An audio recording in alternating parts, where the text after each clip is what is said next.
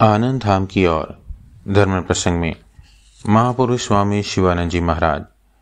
अध्याय 61 बेलूर मठ, शनिवार 7 दिसंबर 1929। पृष्ठ संख्या 188। एक ब्रह्मचारी महापुरुष महाराज से पूछते हैं, भागवत में उद्धव गीता में कहा है कि साधक का साधन मार्ग में अग्रसर होना बहुत कठिन काम है। देवता, ग्रह आदि, व्याधि, आत्मीय स्वजन इत्यादि सब आकर अनेक प्रकार से साधन भजन में अत्यंत विघ्न उत्पन्न करते हैं। महापुरुष जी, श्री भगवान की कृपा होने से सभी विघ्न दूर हो जाते हैं। ठाकुर ठहरे कपाल मोचन। उनका आश्रय लेने पर आदि भौतिक, आदि दैविक इत्यादि सभी विघ्न दूर हो जाते हैं।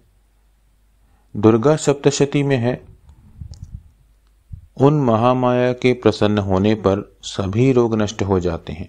उनके रुष्ट हो जाने पर सभी वांछित कामनाएं भी नष्ट हो जाती हैं। उनके आश्रितों को विपत्ति नहीं होती। वे लोग सभी प्रकार की विपत्तियों से मुक्त हो जाते हैं और उनके यानी महामाया के आश्रित और कृपा प्राप्त मनुष्यगण सभी जीवों के आश्रय स्थल हो जाते हैं। वे लोग ब्रह्म स्वरूप होकर सभी के अधिष्ठान स्वरूप हो जाते हैं।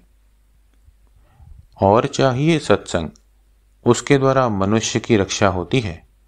सताम सग्गह, महान व्यक्तियों का संग विशेष आवश्यक है। हजार मनुष्य प्रयत्न करते हैं किंतु केवल 2-1 को ही तत्व ज्ञान प्राप्त होता है। महाराज से एक भक्त ने पूछा था, भक्ति कैसे होती है?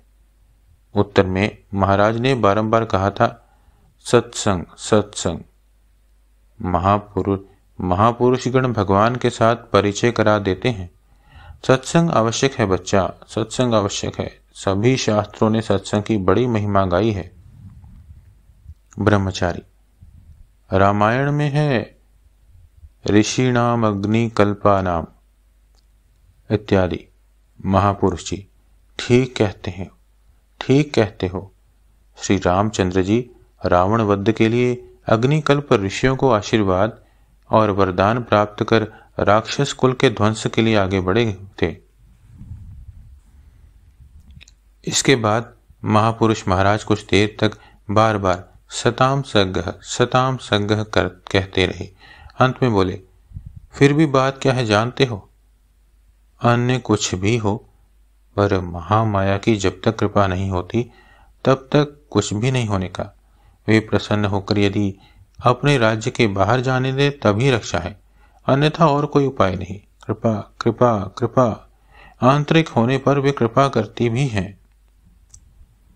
ओम श्री राम कृष्णार्पणमस्तु।